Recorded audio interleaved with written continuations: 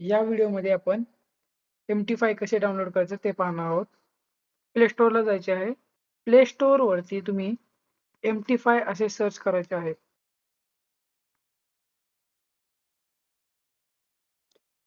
आपलं application download झालेलं आहे. आपण ते ओपन करून घेऊ. ओके, त्याचे सर्व टर्म्स अँड कंडिशन ऍक्सेप्ट करायचे आहेत.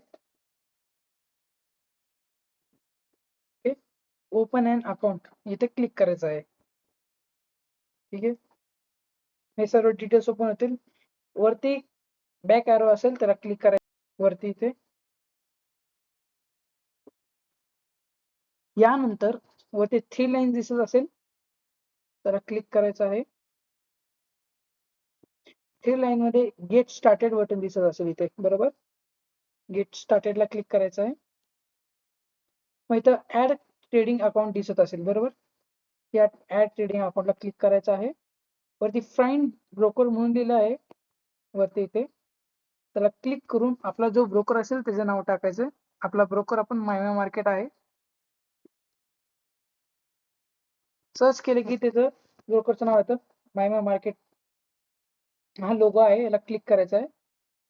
क्लिक केल्यानंतर ते लॉग इन इन्फॉर्मेशन फिल करायचे आहे. एखाद्या वेळेस तुमची स्क्रीन ब्लँक होऊ शकते किंवा मी इथं ब्लँक करेल कारण मी माझी लॉग इन आयडी टाकत आहे. इथे तुम्ही तुमची लॉग इन आयडी आणि पासवर्ड टाकायचा आहे.